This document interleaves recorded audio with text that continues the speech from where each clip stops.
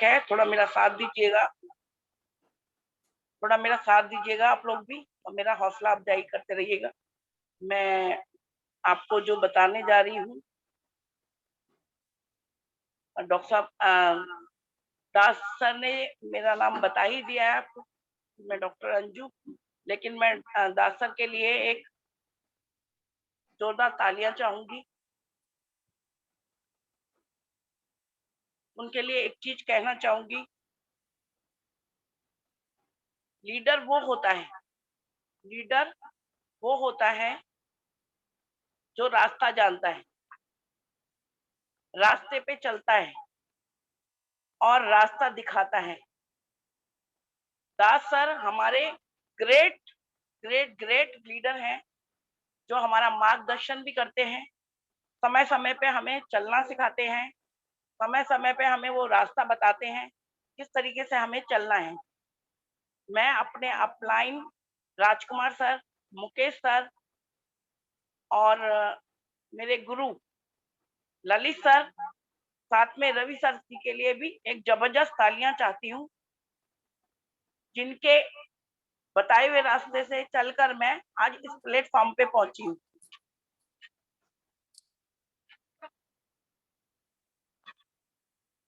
मैं दास सर के लिए फिर दोबारा एक जबरदस्त ताली चाहती हूँ। साथ में मैं डॉक्टर अशोक भाटिया जी और सत्येन भाटिया जी के लिए भी एक जबरदस्त ताली चाहती हूँ कि उन्होंने इस तरह का हमें बहुत अच्छा कॉन्सेप्ट दिया, जिसपे हम लोग चल के अर्निंग भी कर रहे हैं और हेल्थ भी अच्छी कर रहे हैं। जैसे कि दास सर ने बताया कि मैं पेशे से डॉक्टर हूँ, मेरा नाम डॉक्टर अंजू सिंह है और मेरा ये बचपन से ही सपना था कि मैं डॉक्टर बनूं या मिलिट्री में जाऊं। तो मैं डॉक्टर बनी, पढ़ाई की, मैंने बचपन से ही संघर्ष किया, क्योंकि मैं भी एक मेडिकल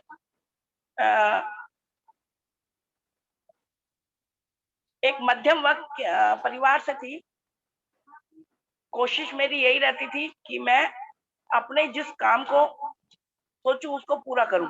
तो मैंने भी ये सोचा था कि मैं डॉक्टर जरूर बनूंगी, क्योंकि बहुत सारी परिस्थितियां मैंने देखी थी जिससे कि मुझे हर तरह से दिक्कत थी। मैं अपना पढ़ाई के लिए भी समय निकालना पड़ता था। प्रॉब्लम से लड़ते हुए मैंने अपनी पढ़ाई को पूरा किया और मेडिकल लाइन ज्वाइन किया, डॉक्टर बनी। डॉक्टर बनने के बाद मैंने बहुत मेहनत करी, जॉब किया, क्योंकि डॉक्टर की डिग्री मिलने के बाद एकदम आदमी प्रैक्टिस पे नहीं आ सकता। जॉब की, नॉलेज ली, प्रैक्टिस में किस तरीके से चला जाता है इसको सीखा, और जॉब करते करते मेरे दिमाग में आया कि हम जब जॉब करते हैं तो हम एक बंधुआ मजदूर की तरह होते हैं, चाहे वो डॉक्टर हो, चाहे वो शॉपकीपर में काम करने वाला हो, चाहे वो फैक्ट्री में काम करने वाला हो। तो मेरी शुरू से ये इच्छा थी कि मैं आजादी के साथ काम करूं, और मैंने अपना एक छोटा सा क्लिनिक खोल लिया। कुछ टाइम बाद क्लिनिक में इतनी व्यस्त हुई कि मैं दिन रात काम करती थी, पर समय जो मैं चाहती थी वो मुझे नहीं मिला। जो एक जिज्ञासा थी कि मैं अपने बच्चों को टाइम दूं,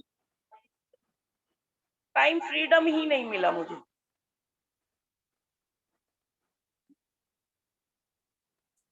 तो मैं धीरे धीरे अपने प्रोफेशन पे चलती रही। बचपन से ही मुझे शौक था गाड़ी चलाने का, तो मैंने एक छोटी स्कूटी ली और उस स्कूटी पे चला करती थी।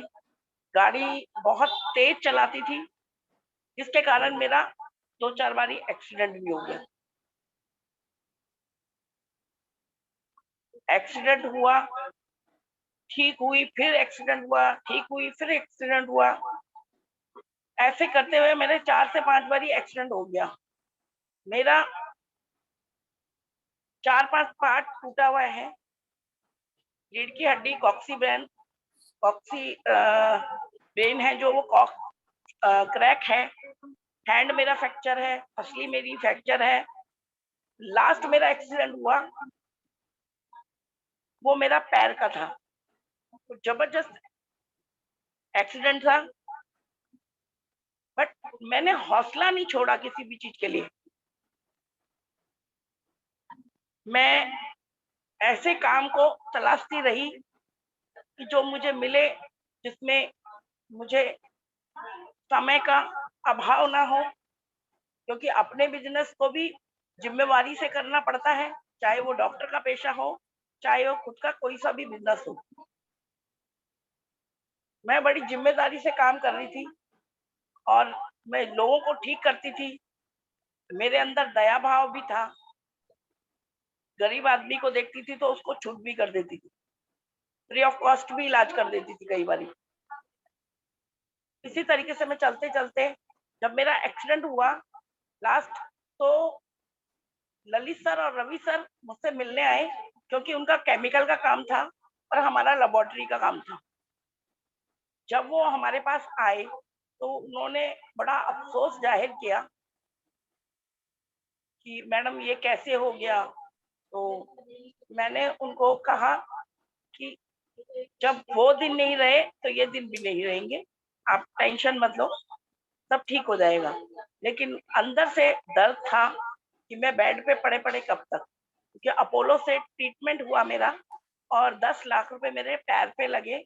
उसके बावजूद भी मैं ठीक नहीं थी।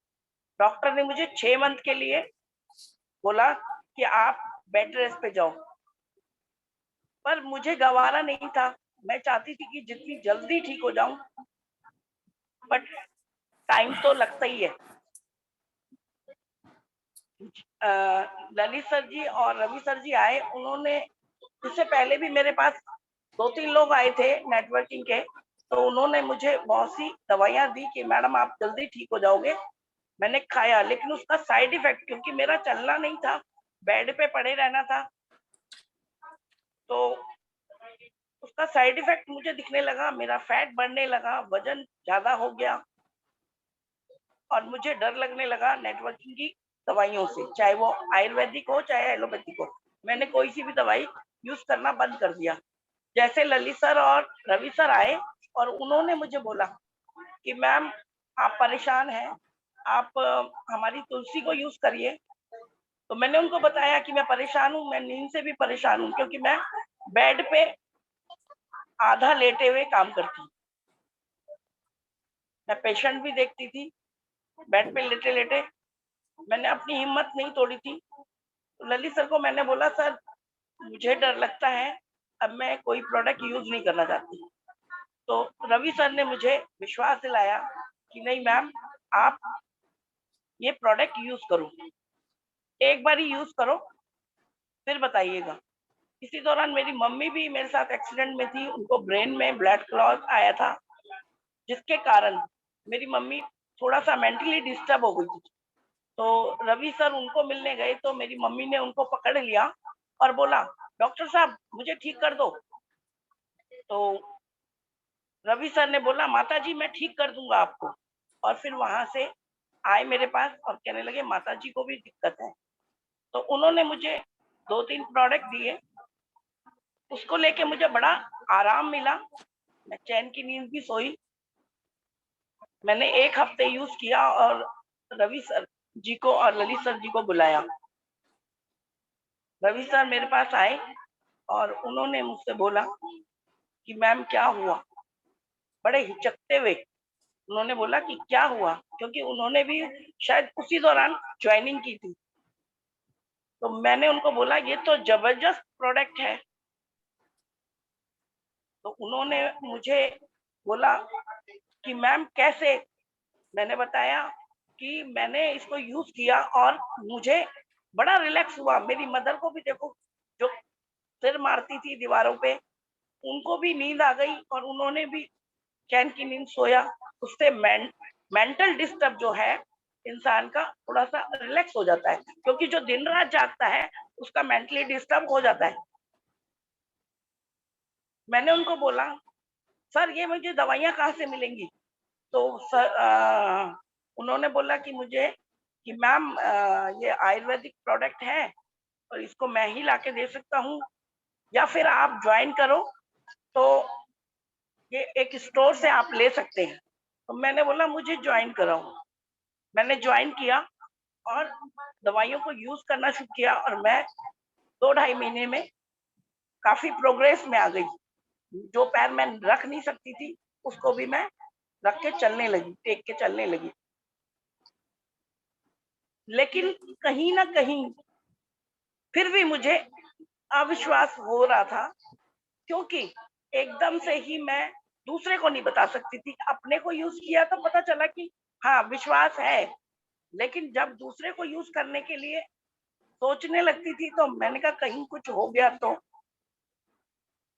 मैंने नहीं यूज़ किया, मैं अपने लिए ही यूज़ करती रही। और एक दिन ललित सर आए और उन्होंने मुझे समझाया कि मैडम इस इस चीज़ को पेशेंट पे भी यूज़ कर सकते हैं। मैंने कहा सर मुझे डर लगता है। वो समझा के चले गए और मैंने एक आध चीज़ पेशेंट पे यूज़ की और मुझे उसका रिज़ल्ट मिला। फिर भी मेरे को थोड़ी-सी हिचक थी। मैंने मैंने किसी को ये नहीं बताया कि ये नेटवर्क है, नेटवर्क का इसमें काम होता है। तो मैं धीरे-धीरे चल रही थी और एक दिन अलीगढ़ के कुछ लोग आए और उन्होंने मीटिंग की। मैंने जिन पेशेंट को आयुर्वेदिक प्रोडक्ट दिया था, वो मेरे पास आए कि मैडम आपको मीटिंग में आना है, आप आईएमसी में हो, हमें पता चल गया।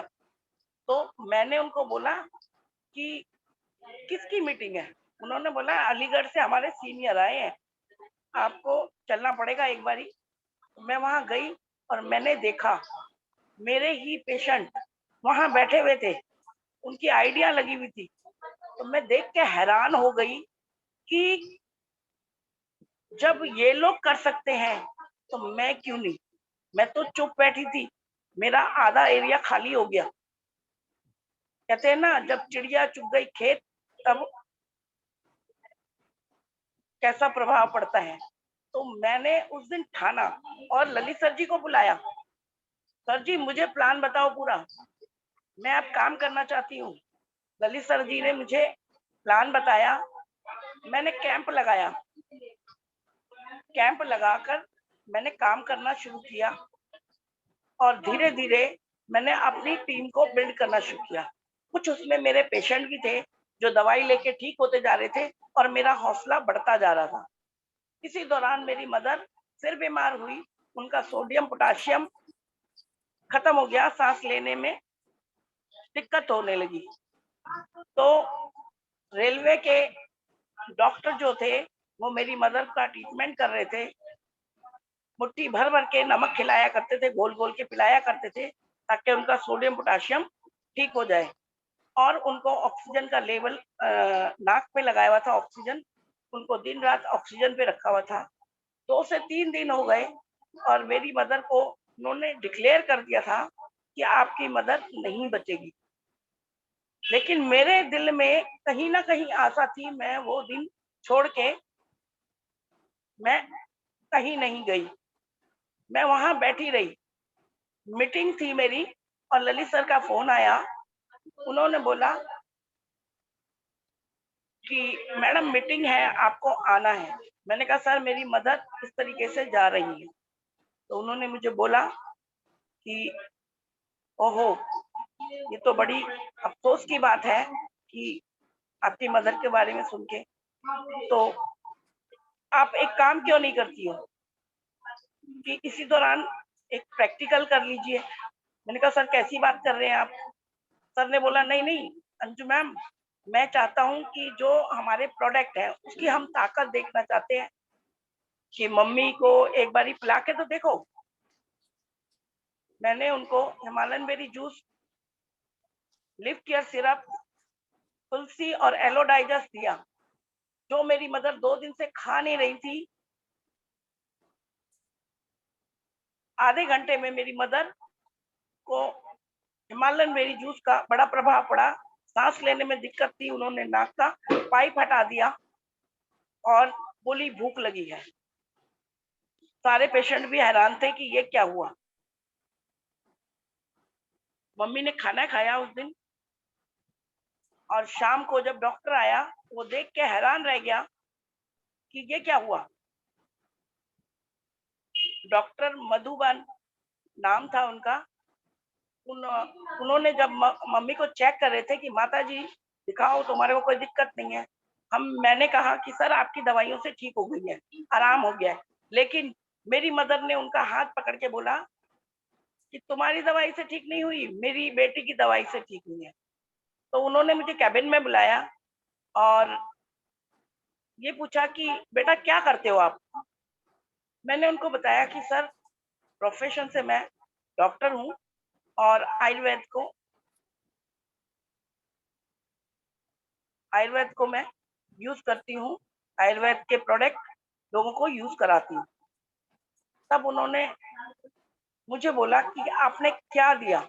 मैंने कहा सर कुछ नहीं दिया, आप ही की मेडिसिन से ठीक हुई है। वो कहने लगे नहीं, माता जी झूठ नहीं बोलती, माता जी ने मुझे सब बता दिया है। तो तब मैंने उनको बताया कि इस तरह का मैंने प्रोडक्ट दिया है। वो डॉक्टर, उन्होंने आईडी तो नहीं लगाई, पर मेरा आज भी हिमालयन बेरी जूस वो बड़े शौक से यूज करते हैं, और श्री तुलसी। आजकल तो हल्दी भी उन्होंने पीना शुरू कर दिया है, क्योंकि कोरोना काल में बहुत से लोगों की जान मेरे हिमालयन बेरी जूस, हल्दी, Shri Tulsi, lip care syrup, fit gold tablet, fever guard tablet, sir मैंने ये सब देकर भी कई कोरोना पॉजिटिव पेशेंट को नेगेटिव किया है, जिसमें से मेरी खुद की नंद है, जिसको मैंने इस तरीके से नेगेटिव सारे प्रोडक्ट देके 3 से 5 दिन के अंदर उसकी रिपोर्ट नेगेटिव हो गई थी सर। तो मुझे बड़ा हौसला मिला। इसी दौरान मेरे बेटे का प्रॉब्लम हुआ, जिसमें ब्रेन में पानी भर जाने के कारण उसकी नस ब्लॉक हो गई, उसको दौरे पड़ने लगे। तो मैंने डॉक्टर को दिखाया, क्योंकि बेटे का मामला था, खुद के मामले में तो हम कुछ भी यूज कर सकते थे। जब बेटे को दिखाया तो डॉक्टर, हमारी एक श्रुति मिश्रा जी हैं, उन्होंने मुझे ध्रुव मिश्रा जी का, जो कि विमेन हॉस्पिटल में न्यूरो सर्जन है, उनका नंबर दिया और कहा कि बेटे को जाके वहां दिखाओ, इसका मुझे लग रहा है कि नस ब्लॉकेज हो गया है। जब मैं वहां गई, उन्होंने एमआरआई, सीटी, ब्लड टेस्ट सब कुछ कराया और लास्ट में डिसीजन निकाला कि इसका तो नस ब्लॉक है, इसको स्टंट पड़ेगा।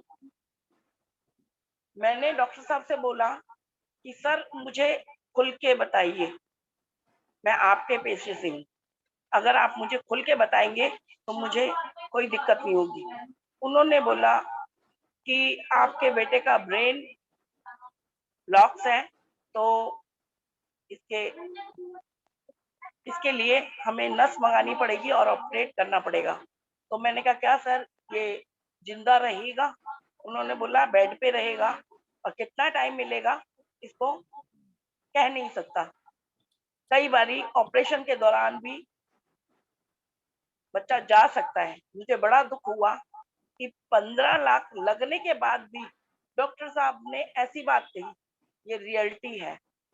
हम एलोपैथिक के जितने भी डॉक्टर हैं, ऑपरेट के टाइम पे हम पेशेंट से लिखवा लेते हैं कि जो कुछ भी होगा वो सब तुम्हारे यहाँ है, हमारा कुछ नहीं है, हमारी कोशिश है। तो मैंने कहा सर मुझे सोचने का टाइम दीजिए। मैंने 15 न्यूरो सर्जन से बात की, और निष्कर्ष निकला कि ऑपरेशन होना वाजिब है। जिनमें से एक डॉक्टर है डॉक्टर नरेंद्र हैं, जो आपके क्यूआरजी में बैठते हैं। उन्होंने मुझे बोला, देखो बेटा, माइंड करने की कोई बात नहीं है, हम लोग सब जानते हैं कि सच क्या होता है, बट बेटा है तो दुख तो हो गई, तो इसको ऐसे ही रहने दो, मत वो कराओ ऑपरेशन और इसको नींद की गोलियां दो। सर मैं तब भी संतुष्ट नहीं हुई थी, बड़ा सोच में पड़ गई थी, मेरी प्रैक्टिस बंद हो गई, क्योंकि बेटा एक ही है। मैंने बैठे बैठे ऐसे ही सोच रही थी, तो मेरे पास एक मेरा पेशेंट आया, जिसने मुझे बोला, मैम मेरे बच्चे को दौरे पड़ रहे हैं। मैंने बोला, मेरे से बात मत करो, आप हमारे टोल फ्री में बात करो, क्योंकि उसकी आईडी लगी हुई थी। तो उसने मुझसे पूछा कि क्या हुआ मैम, आप इतने सैड क्यों हैं, आप तो इतने हंसते बोलते रहते हैं। तो मैंने उनको बताया, तो उन्होंने बोला कि आप मेरे बारे में भी बात करो और अपने बेटे के बारे में भी बात करो, क्योंकि मैं बात करूंगी तो मेरे को उतना समझ में नहीं आएगा, आप डॉक्टर हो तो आपको डॉक्टर की भाषा समझ में आएगी। मैंने बात किया उसके बेटे के लिए भी और अपने लिए भी, तो मैंने डॉक्टर को सारी रिपोर्ट बताई, और डॉक्टर साहब ने ये कहा कि मैं कुछ प्रोडक्ट बता रहा हूँ, इसे यूज करो, अगर हफ्ते 15 दिन में इसमें फायदा हुआ तो इस दवाई को 6 महीने तक चलाना। मैंने दवाई यूज करी, क्योंकि मुझे हौसला मिला कि एक किरण जागी, क्योंकि मैं ठीक हुई हूँ, मेरी मदर ठीक हुई है, तो मेरा बेटा भी ठीक हो सकता है। दवाइयों पे फिर भी मुझे 50% वो था, लेकिन जैसे ही मैंने अपने बेटे को दवाई देनी शुरू करी, एक सप्ताह में मेरा बेटा कहने लगा, मम्मा मुझे जो पेशाब बूंद बूंद करके आ रहा था आजकल क्लियर आ रहा है। मैंने बोला, अच्छा, और दौरा तो नहीं पड़ रहा? उसने बोला, नहीं, और पहले से एक्टिविटी है। जब एक हफ्ते में मुझे ऐसा रिजल्ट मिला, तो मुझे विश्वास हो गया। मैंने उसकी 6 महीने से ऊपर मेडिसिन चलाई। कहा मेरा बच्चा 15 लाख में ठीक नहीं हो रहा था, और मेरा बेटा 1 लाख रुपए में ठीक हो गया। अब तो मुझे 100% विश्वास हो गया, और मैंने सर को बुलाया, ललित सर आप आइए, मुझे कुछ पूछना है। सर आए, उन्होंने मुझे मैंने उनसे पूछा कि सर मुझे दवाइयाँ अपने पास रखनी है, तो मैं कैसे परचेज करूं, मुझे इसका स्टोर दिलाइए। उन्होंने मुझे स्टोर दिलाया, और उसी दौरान मैंने अपना 35% पूरा किया, क्योंकि मेरे नीचे 56 लोग ऐसे थे जिनको मैंने सबको 35% कराया, और खुद भी 35% हुई। इसके बाद हमने धीरे धीरे काम करना शुरू करा। जितने 35% लोग थे सुपरस्टार, सब ने मिलकर संघर्ष किया, और धीरे धीरे टीम बिल्ड होनी शुरू हो गई। ठीक 2 महीने बाद मैं सिल्वर हो गई। सिल्वर होने के बाद मैंने सर को बोला, सर आगे कैसे बढ़ा जाए, क्योंकि मुझे तो अब रुकना नहीं है, मुझे पूरा फेथ है इस दवाइयों पर कि जो मेरे बच्चे को ठीक कर सकती है, तो वो किसी के बच्चे को भी ठीक कर सकती है। तो मुझे पैसे की लालसा नहीं थी। पैसे की लालसा सबको होती है सर, लेकिन जिसकी दुनिया पैसे से नहीं बची, आईएमसी की मेडिसिन से बची है, तो मैं चाहती थी कि मैं इतना प्रचार करूं, और मैं गांव गांव घूमूं, लोगों को प्रचार करूं, मेरे जैसा कोई दुखी हो उसका इलाज करूं, जिससे कि मुझे भी दुआ मिलेगी। सर पैसा तो आता ही है। तो धीरे धीरे मैंने अपना सिल्वर किया, सिल्वर करने के बाद मैंने गोल्ड किया, अपनी टीम को बिल्ड करती रही। अपनी क्लिनिक को छोड़ के मैंने घूमना शुरू करा, क्योंकि मेरा को क्लिनिक भी देखना होता था। तो देखिए, एक काम सेवा का था, उसमें मेवा भी आ रही थी, लेकिन ये काम भी सेवा का था, क्योंकि डॉक्टर बनके मैंने सेवा का शपथ लिया था, तो उसको मैं छोड़ना नहीं चाहती थी। इसलिए मैंने दोनों तरफ टाइम देना शुरू कर दिया। सुबह अपनी क्लिनिक पर, दोपहर अपना आईएमसी के लिए।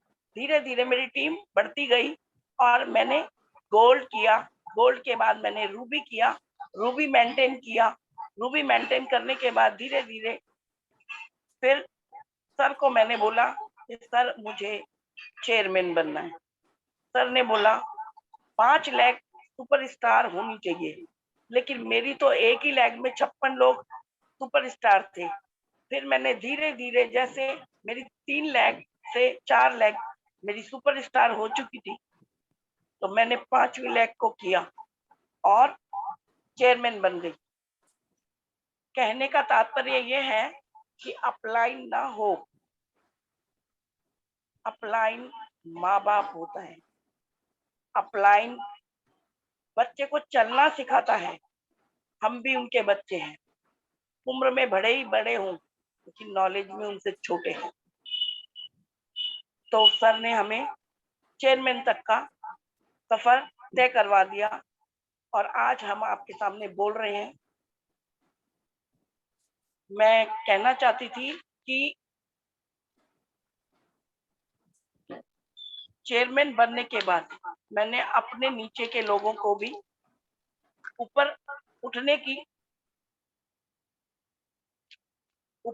के लिए उनको मोटिवेट किया और जितना वो अपना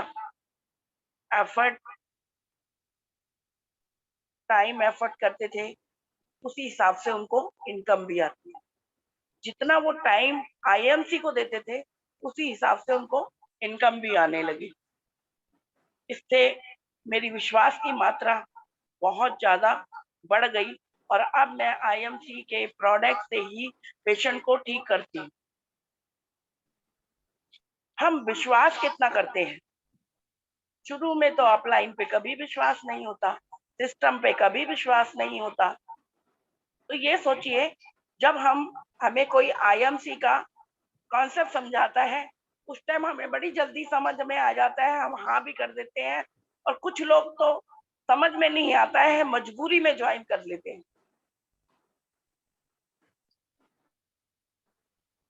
मेरे कहने का मतलब यह है कि अगर आपने विश्वास किया है तो पूरा कीजिए। 10%, 20%, 50% जैसा विश्वास करेंगे वैसे ही आपको अर्निंग भी होगी, उतना ही आपको ज्ञान भी होगा। अगर आप 100% ज्ञान लेना चाहते हैं तो अपने अपलाइन पर और सिस्टम पर, कंपनी के सिस्टम पर अपना दिमाग लगाएंगे तो पैसा नहीं आएगा सर, ना ही आप आगे बढ़ पाएंगे। तो इसलिए अपलाइन जैसा कहता है उसको करें और सिस्टम को फॉलो करें तो आपको पैसा भी आएगा।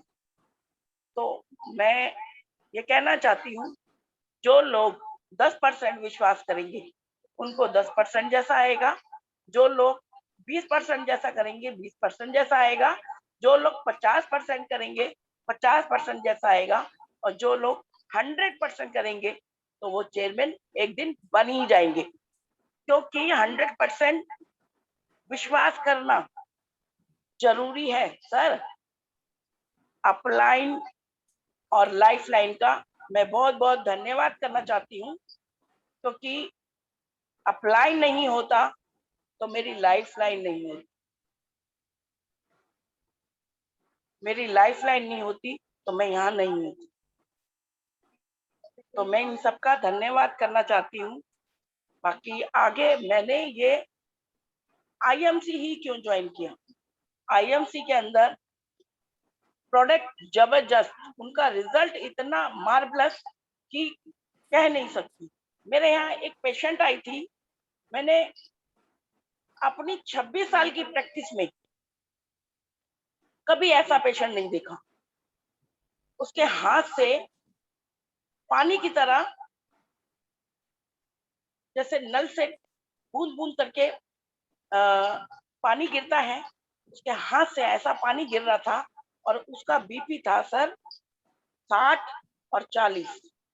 आप मानेंगे कि वो पेशेंट जिंदा रहने लायक थी या मुझे मेरे देखने लायक थी, लेकिन मैंने उसको देखा मेरी पैर टूटने के कारण मैं ऊपर नीचे नहीं चढ़ सकती थी। मेरे पेशेंट का ट्रीटमेंट मेरे से चल रहा था। उस दौरान भी मैंने उस पेशेंट को देखा, पहले मैंने उसको जीवन शक्ति रख दिया उसका बीपी बढ़ाने के लिए, लेकिन मुझे नहीं लगा कि बीपी बढ़ेगा। उसको थोड़ा-सा रिलैक्स मिला, मैंने तुलसी एलोडाइजेस्ट दिया। फिर वो थोड़ी देर बाद फिर लड़खड़ाने लगी, तो मेरे को सामने हिमालयन बेरी जूस नज़र आया सर। मैंने जैसे ही सोचा कि मैं हिमालयन बेरी जूस कैसे उतारूँगी, पता नहीं कहाँ से शक्ति आई और मैं कुर्सी पे चढ़ी और फटाक से मैंने अपना स्टोर से हिमालयन बेरी जूस निकाला और उसको 30 ml दे दिया। सर विदिन 10 मिनट में 10 मिनट में वो लेडीज़ खड़ी हो गई। मुझे तो बड़ा ही ताज्जुब हुआ। ताज्जुब, क्योंकि करिश्मे पे करिश्मे हो रहे थे, मेरे पेशेंट के साथ भी, मेरे साथ भी। मैं मेडिसिन पे इतना ज़्यादा फेथ करने लगी कि अब मैं किसी को भी आँख मीच कर मेडिसिन देती हूँ और इसी मेडिसिन से इलाज करती हूँ। चाहे वो रसोली का हो, चाहे वो बवासीर का हो, चाहे वो थायराइड का हो, चाहे वो फीवर का हो, चाहे वो लकवे का हो। सर मैं इसी चीज़ से इलाज करती हूँ और अपने इस फेथ को बनाए रखते हुए लोगों को भी समझाती हूँ। जो लोग बेरोजगार होते हैं, उनको रोजगार देती हूँ और उनको रास्ता बताती हूँ। कुछ लोग तो कहते हैं मैम हमारे से नहीं होगा।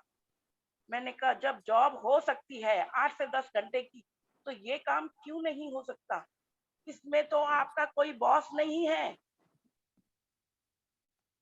इसमें तो कोई आपका बॉस नहीं है, आप खुद के बॉस हो। कहीं जॉब करने जाते हो तो आप नौकरी करते हो तो 10 सुननी पड़ती है। हाँ जी की नौकरी, ना जी का घर। जरा सा लेट हुए, फाइन लग गया, आधे दिन की तनख्वाह गई।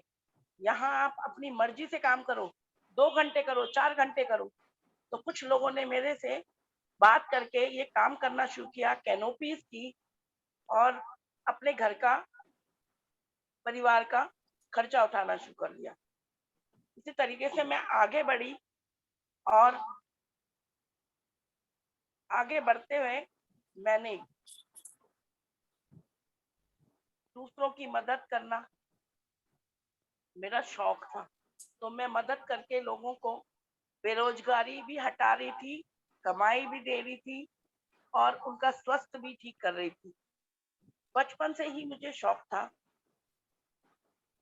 घूमने फिरने का, बट वो शौक पूरा नहीं हो रहा था मेरा, क्योंकि मेरा पेशा डॉक्टर का था और मैं सुबह 6 बजे भी अगर घुस जाऊं क्लिनिक पे तो रात का 12 बजे का पता नहीं होता था। गायने का मेरा डिपार्टमेंट है। रोज मुझे रात को भी लोग उठा के ले जाते थे कि मैम डिलीवरी है, मैम मेरा पेशेंट परेशान है। तो इस पेशे में मुझे टाइम फ्रीडम मिलता ही नहीं था, इसलिए मैंने आईएमसी ज्वाइन की और साथ में ही कि अब मेरी बढ़ती एज है तो मैं कब रिटायर हो जाऊंगी, तो क्लिनिक से मुझे खर्चा नहीं आने वाला है। आईएमसी ज्वाइन करने का एक ये भी कारण था, क्योंकि 7 पीढ़ी तक सर पेंशन मिलती है, तो ऐसा काम करना चाहिए हमें, क्यों ना करें। गवर्नमेंट भी आजकल पेंशन बंद कर रही है, तो डायरेक्ट सेलिंग क्यों नहीं करनी चाहिए सर? हमको डायरेक्ट सेलिंग करनी चाहिए। 60 साल की उम्र में हम रिटायर हो जाते हैं, पेंशन आती है, अगर हम मर गए तो हमारे बच्चों को पेंशन नहीं मिलती है। आईएमसी के अंदर एक ये ऐसा ही प्लेटफॉर्म है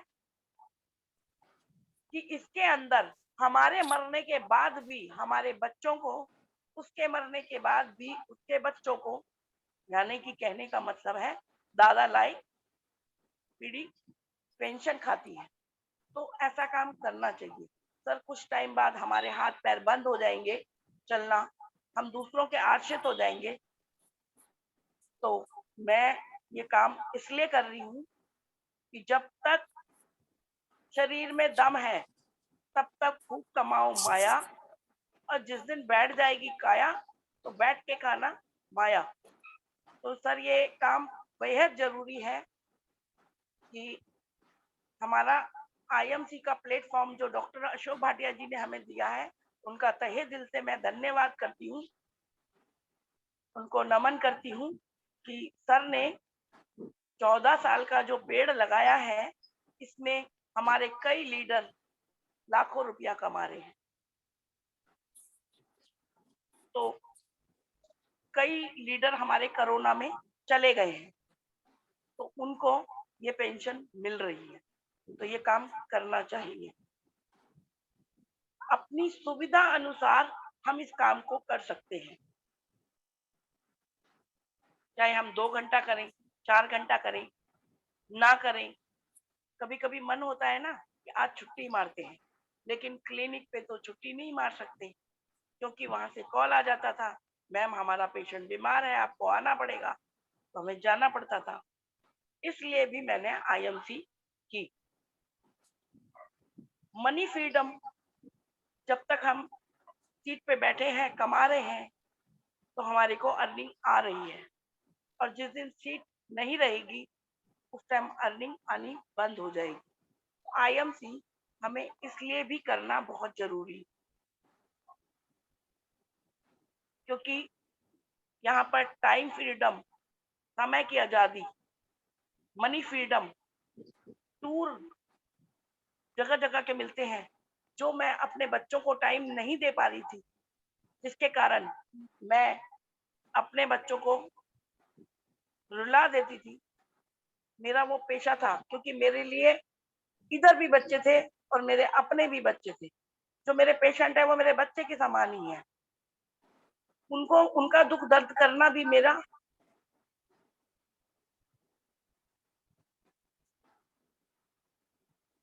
मेरा दायित्व बनता था। सर, कहने का मतलब यही है कि बहुत मेहनत करने के बाद हम ऐसे मुकाम पे आए, और इस मुकाम पे सब कुछ अच्छा मिलने लगा, अर्निंग भी बढ़ गई। सर, मेरे पेशे का ही काम था, क्योंकि मेडिसिन भी थी। अब तो मैं इसका होम प्रोडक्ट भी यूज करती हूँ, ब्यूटी प्रोडक्ट भी यूज करती हूँ। मैं उम्र में 54-55 साल की हूँ, लेकिन चेहरे से ठीक ठाक हूँ। लोग मुझे कहते हैं मैम लगते नहीं है, मैं कहती हूँ बेवकूफ बना रहे, बट अंदर से खुशी होती है। सर, इस काम को करना चाहिए, और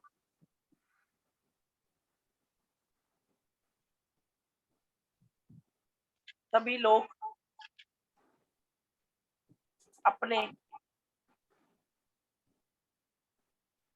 जो लाइफलाइन है उनको आगे बढ़ाने में अगर हम लग जाएंगे, तो हमारा खुद का लेवल अपने आप चेंज हो जाएगा। मेरा सपना है कि मैं सीपी अचीव करूं, और इस काम को जब तक जिंदा हूं तब तक करती रहूं। समय के आजादी के साथ साथ टूर भी अचीव हो रहे हैं। मैंने जब रूबी किया था, तो उसी दौरान हमारे ग्रेट लीडर प्रेम कुमार जी, जो इस आईएमसी की शान बान मान सब कुछ है, जिनको अर्निंग भी अच्छी आती है, उन्होंने कॉन्सेप्ट रखा तालकटोरा में। और जब मैं वहां गई, तो स्टेज पे जब उन्होंने मुझे ट्रॉफी दी, तो मेरा सीना चौड़ा हो गया कि ऐसा मान सम्मान, पैसा तो हम कमाते ही हैं, पर मान सम्मान नहीं मिलता। ऐसा मान सम्मान हमें वहां देखने को मिला। सर ने हमें ट्रॉफी दी, मान सम्मान किया हमारा, और मुझे देखकर इतनी खुशी हुई कि मेरी डॉक्टरी लाइन के पेशे में आज तक किसी ने मुझे मान सम्मान की ट्रॉफी नहीं। मैंने कितना अच्छा काम किया, लोग तारीफ करते थे, बट मान सम्मान वैसे मिलता था, लेकिन ऐसा मान सम्मान कहीं नहीं मिला। मुझे बड़ी खुशी हुई कि ऐसा मान सम्मान सबको मिलना चाहिए, जिससे कि हम लोग आगे बढ़ सकें और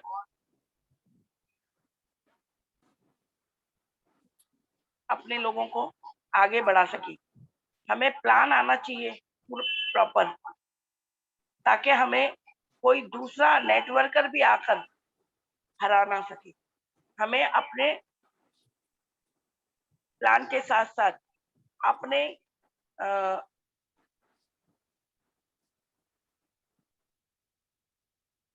मैंने अ, अपने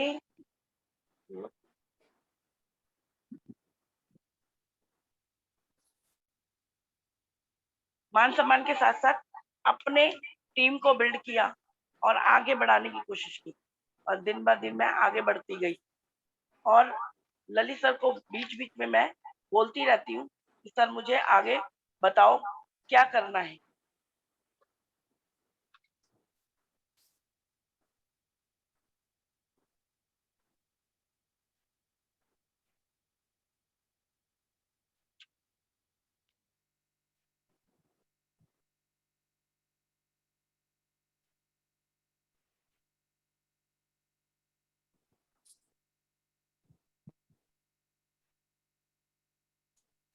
एक बार की बात है कि हम सभी लोग बैठे हुए थे, और हमारे कुछ लाइफ लाइन बैठे हुए थे, वो आपस में बहस कर रहे थे। तो मैंने उनको समझाया कि बहस नहीं करना चाहिए, और आपस में मिलके काम करना चाहिए। जो जिसको नहीं आता है वो शेयर करे। हम प्लान करते थे,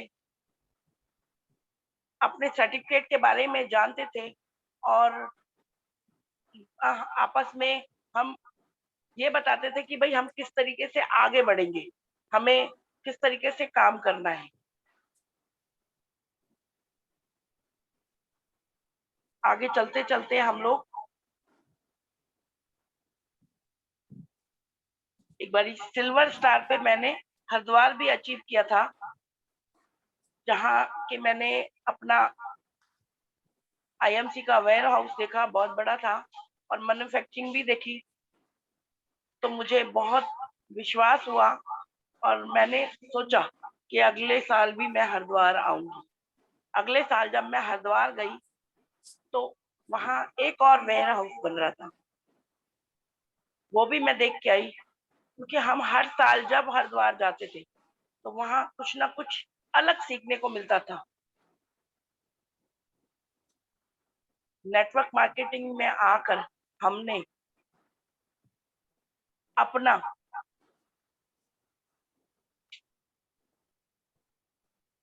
मान सम्मान पाया, और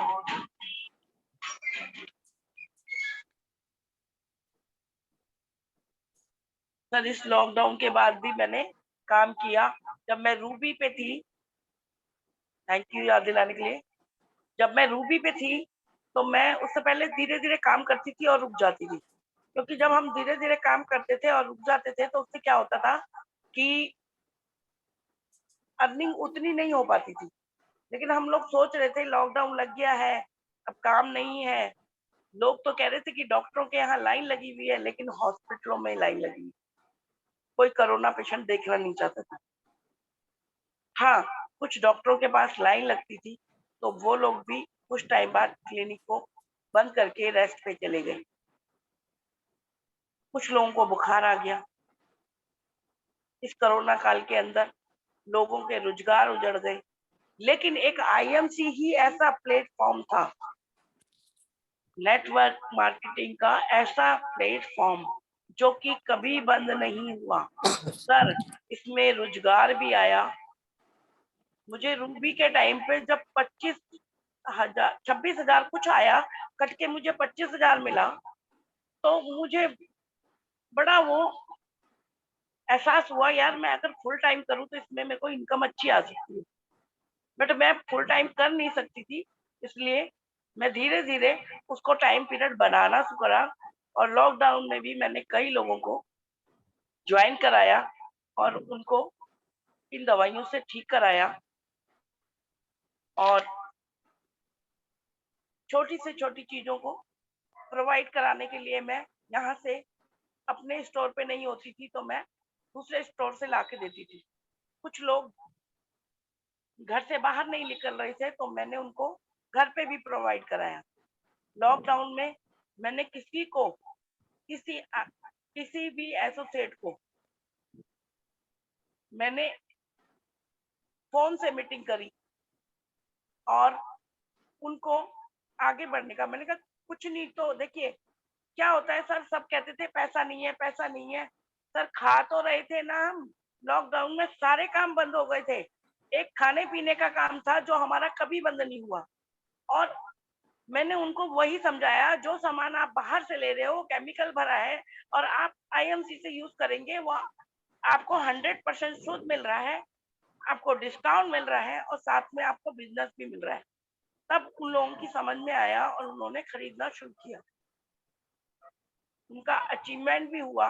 लॉकडाउन में मेरे मोहन सिंह जी हैं जिन्होंने सिल्वर किया, प्रेमवती जी हैं उन्होंने भी सिल्वर किया और रेणु जी हैं उन्होंने सिल्वर स्टार किया, सुपर स्टार किया। तो लॉकडाउन में भी सभी लोग लगे रहे और हमारे हेमंत जी हैं उन्होंने भी सुपर स्टार किया। साथ में उनके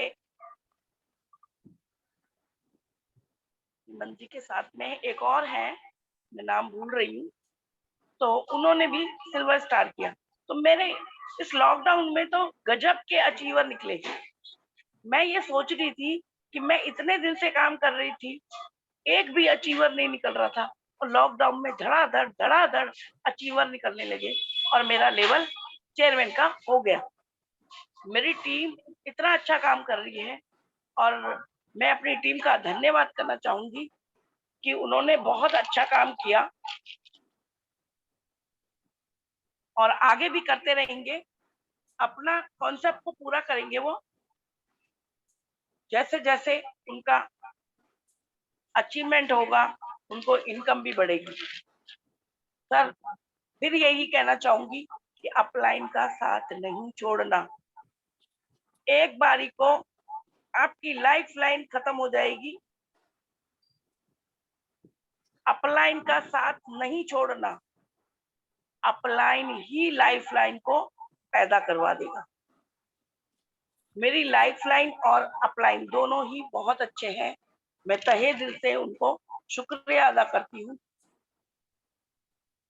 और इसी के साथ राज सर जी मेरे पास बोलने के लिए शब्द नहीं है।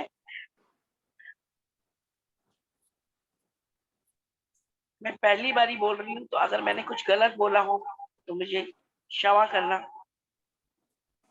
मेरी बातों को विराम देने से पहले मैं 2 पंक्तियाँ बोलूँगी।